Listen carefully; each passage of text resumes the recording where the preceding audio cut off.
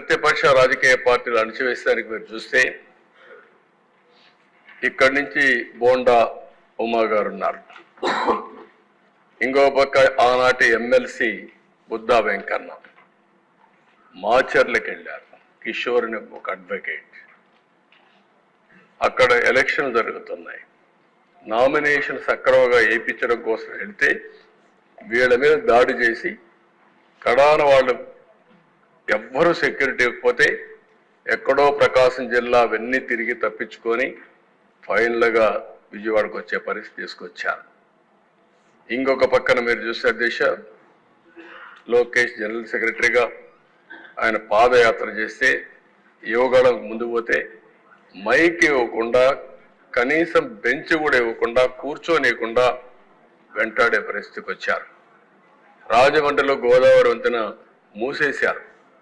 ఇది కొత్త విధానాలకు శ్రీకారం చుట్టారు. ఇష్టానుసారంగా చేసే పరిస్థితికి వచ్చారు. ఇక్కడ Disha JC Prabhakar Reddy highest number of cases 43 అంటున్నారు, ఇప్పుడు 66 అంటున్నారు. అవన్నీ కూడా దగ్గర చాలా కేసులు పెట్టే పరిస్థితికి వచ్చారు.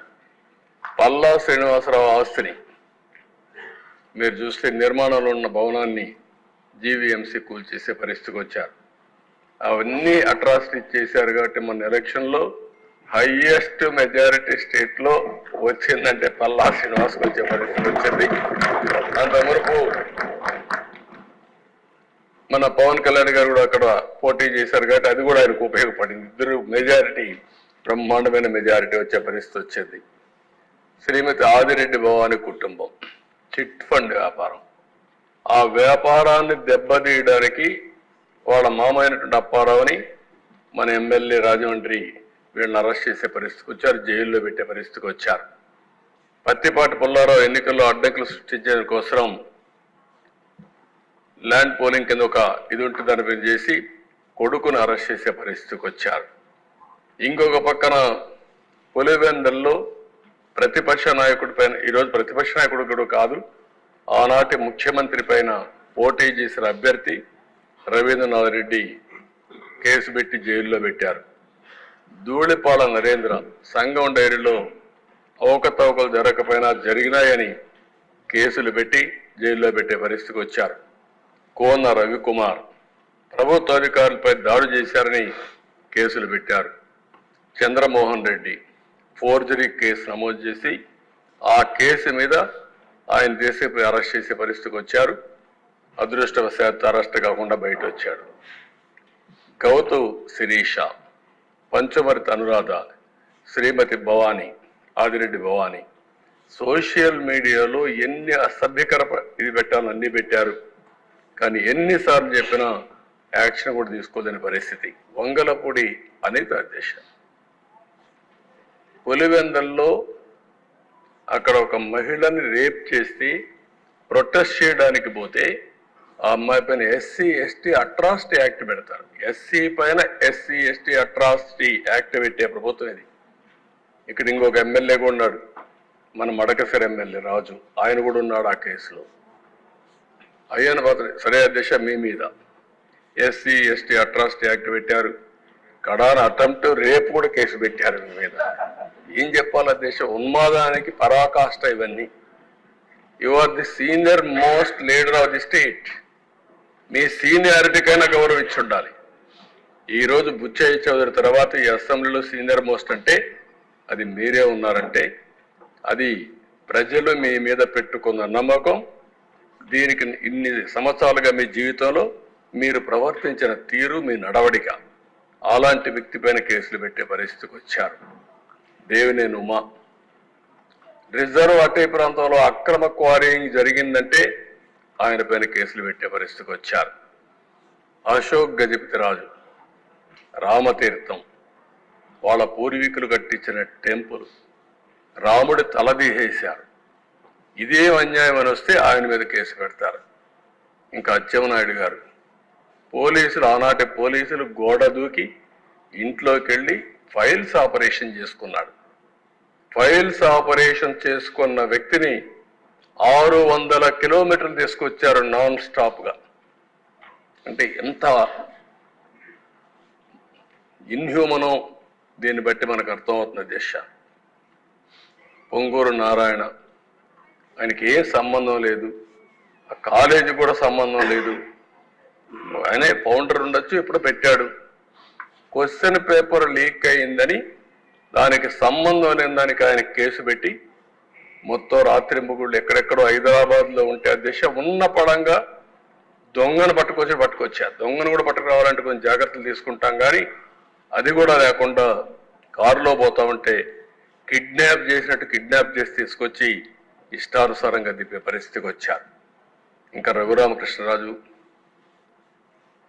ఆయన విమర్శలు, ఆయన ఆ పార్టీలో ఉన్నాడు. ఆ రోజు ప్రజాస్వామ్యం ఎంత ఇది ఉందంటే ఆయన ఏదో రెండు విషయాల్లో డిఫర్ అయ్యాడని పోలీసులు అరెస్ట్ చేసి లాకప్లో చిత్రహింసలు పెట్టి కడాన్ ఆయన్ని ఎన్ని విధాలు చేయాలని ఆ రోజు చెప్పేవారు. అదే చూడాలి, అవన్నీ కన్ఫర్మేషన్ రావాలి. కానీ ఆయన లాకప్లో పెట్టి కొడతా ఉంటే ఆనాటి ముఖ్యమంత్రి ఆ ఫోటోలో చూసి, వీడియో చూసి పైశాచిక ఆనందం పొందారంటే ఇంకేమన్నా అధ్యక్షతని, ఏం మనుషులు వీళ్ళు అంటే. ఒక ఎంపీని తర్వాత ఏదో ఆ రోజు సుప్రీంకోర్టు ఏదో ఆర్డర్ వచ్చింది, హైదరాబాద్లో మిలిటరీ హాస్పిటల్ పంపించారు, వాళ్ళు కూడా ప్రూవ్ చేశారు. తర్వాత దిశ ఒక ఎంపీ 5 సంవత్సరాలు నియోజకవర్గానికి పోని ఎంపీ ఈ దేశంలో ఎవరన్నా ఉన్నారంటే అది కూడా ఒక రికార్డ్, రఘురామకృష్ణరాజు. ఎవరు ఉండరు అధ్యక్ష. అంటే ఒక ఎంపీకి సొంత నియోజకవర్గంలో కూడా సెక్యూరిటీ లేదు, ఎళ్ళలేడు. ప్రధానమంత్రి వచ్చాడు అధ్యక్ష.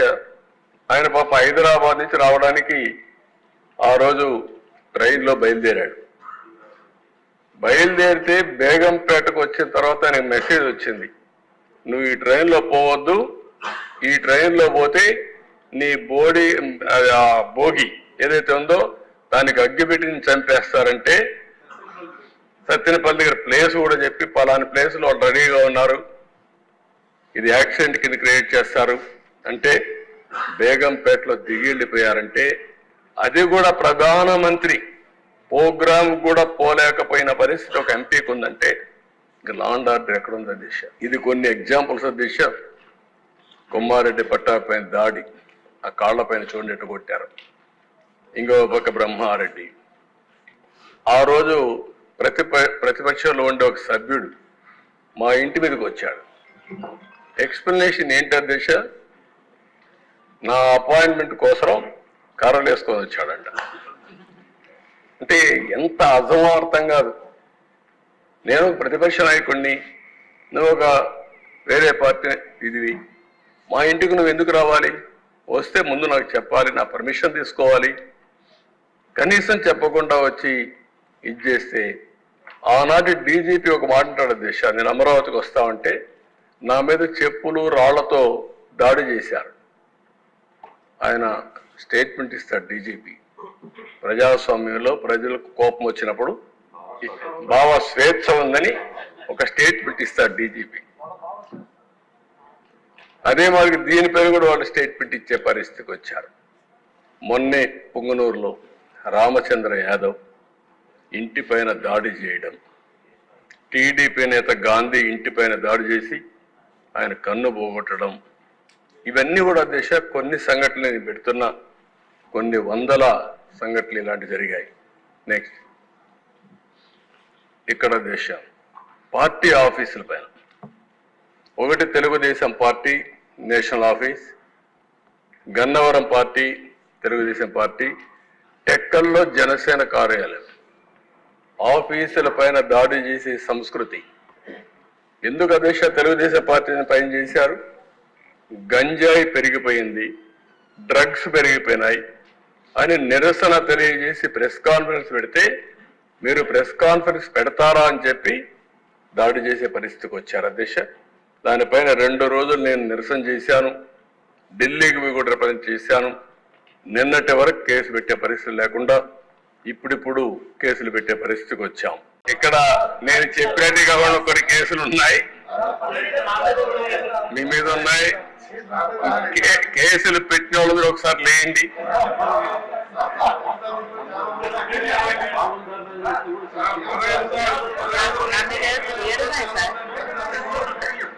చూసారా దేశ 7 కేసులు ఉన్నాయి. అంటే రాజకీయ పోరాటం చేసిన వాళ్ళందరి పైన కేసులు పెట్టారు. అంటే ఇంకెప్పటికీ బయట రాకూడదు అనుకున్నారు కానీ నేరుగా ప్రజలు ఆలోచించి అసెంబ్లీ పంపించారు దేశ అందరినీ. మెజారిటీ మీరు చూశారు. ఆనాటి పాలనలో మనందరూ బాధితులే అసెంబ్లీ నుండి అందరూ. Thank you.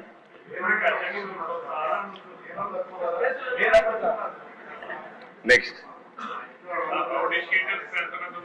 మీ ఇంట్లో నారాయణ గారు చెప్పినట్టు ఇది నేను చెప్పింది వాళ్ళ పేర్లే ఎక్కువ టైం అవుతుంది చెప్పలేకపోయాను కానీ ఇంట్లో ఉంటే మన పెళ్ళిళ్ళు పిలిచేవాళ్ళం కుటుంబ సమేతంగా. ఇప్పుడు కుటుంబ పరివారం అందరిపైన కేసులు పెట్టారు. సపరివారం అందరి మీద ఒకరిద్దరు కాకుండా అందరిపైన కేసులు. అంటే ఏ విధంగా హెరాస్ చేశారు. ఈ రాష్ట్రంలో ఎవ్వరు వ్యాపారాలు చేయడానికి వీలు లేదు, ఎవరు బయట రావడానికి వీలు లేదు, ఎవరు మాట్లాడడానికి వీలు లేదు. ఒకవేళ మీరు ఆస్తులుంటే ఆస్తుల్లో కూడా వాటా ఇమ్మంటే ఇవ్వాల్సిందే. ఇలాంటి భయంకరమైన పరిస్థితులు. నారాయణ గారు అయితే కూతుర్లు పెట్టారు, వాళ్ళ మిస్సెస్ పేరు పెట్టారు, అందరినీ వదిలిపెట్టలేదు. లేని వాళ్ళు చాలా మంది తక్కువ ఉన్నారు. ఇక్కడ 20 కేసులు ఉన్నాయి. అల్లుణ్ణి, కూతుర్ని, భార్యని అందరినీ సిబిసిఐడి తీసుకొచ్చి ఎక్కడికక్కడ ఎంక్వైరీ మీద ఎంక్వైరీ ఎన్ని చేయాలని చేసే పరిస్థితికి వచ్చారు. ఇప్పుడే ఒక చంద్రమోహన్ రెడ్డి గారు చెప్తున్నారు, కేసులు లేని వాళ్ళు పుణ్యాత్ములు, వాళ్ళకు బోనస్ అది ఎవరున్నారు పైకి లేవు ఒకసారి చూపించడానికి. కేసులు లేని వాళ్ళు అదృష్టవంతుల వాళ్ళు. చూసారా దేశ కేసులు లేని వాళ్ళు వీళ్ళు మాత్రం మెజారిటీ బాధితులు. Okay, thank you.